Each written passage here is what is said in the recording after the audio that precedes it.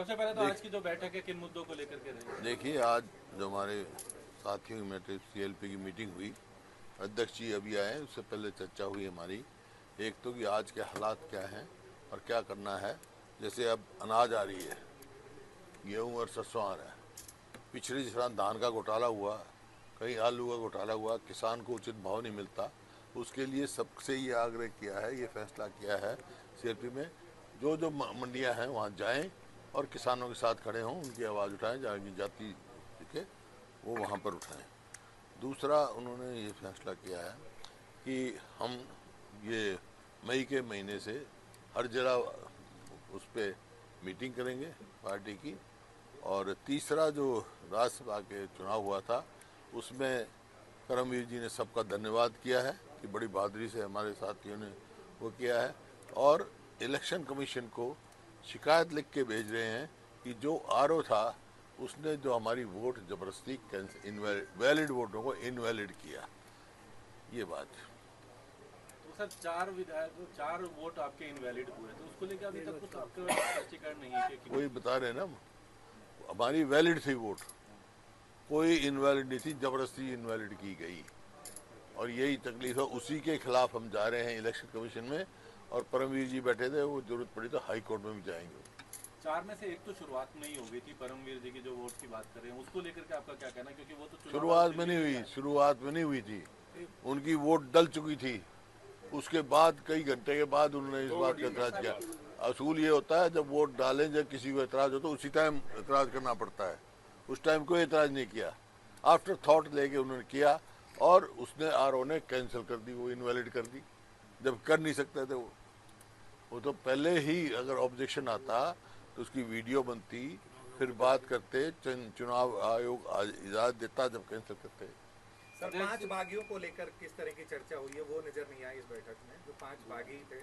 वो तो लेख है, प्रधान जी बैठे हैं, हमने सबने यही था भाई उनके ऊपर एक्शन होगा, पार्टी देगी कार्रवाई, उनके ऊपर करेगी। अध्यक्ष जी, बाकी से पूछ लो। 3 ने जवाब दिया है, 2 का तो जवाब भी नहीं आया। हालांकि एक ने तो कह दिया खुल करके, मोहम्मद इजराइल ने, कि भाई मैंने तो अपना कहकर मैं अब क्षेत्र के विकास को लेकर के।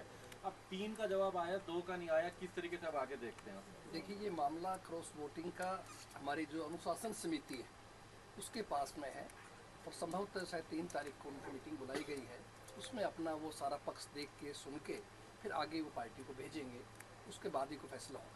नरेंद्र जी, ये विधायक जो है ये भाजपाइयों के साथ देखने को मिल रहे हैं, उनके साथ मंच साझा कर रहे हैं, मुख्यमंत्री के साथ फोटो खिंचवा रहे हैं। लगता नहीं पार्टी लकीर से बहुत ज्यादा बाहर की बात है? ये पार्टी अंदर सबको पता, पार्टी है, पार्टी जिस पे भी एक्शन लेना हो लेगी। अनुशासन समिति देख रही है, निश्चित रूप से एक्शन 3 तारीख को फाइनल हो जाएगा कि क्या एक्शन? 3 तारीख को किस चीज की बैठक है, किस तरीके तारीख आपसे पूछ लेंगे, तो पार्टी तो फाइनल कर देगी, बता देगी आपको।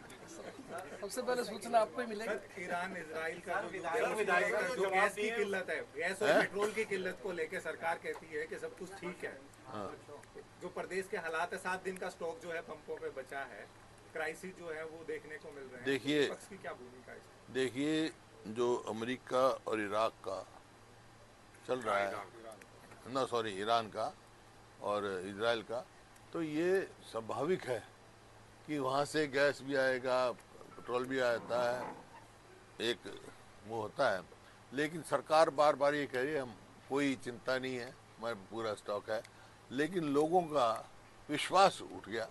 वो लंबी लाइन, अगर वो सब कुछ है हमारे पास तो लंबी लाइन क्यों लगी हुई है? लंबी लाइन लगी हुई है तो ये सरकार का काम है लोगों में विश्वास जताएं कि भी कोई घबराने की जरूरत नहीं है, पैनिक फैलाने की जरूरत नहीं है। लेकिन सरकार ये कर नहीं पाई है, सरकार अपनी उनकी जिम्मेवारी ये करे। सब देख रही है, सबका पता है कौन कौन है, सबको पता है। सर RO के खिलाफ चुनाव आयोग कब जा रहे हैं आप लोग?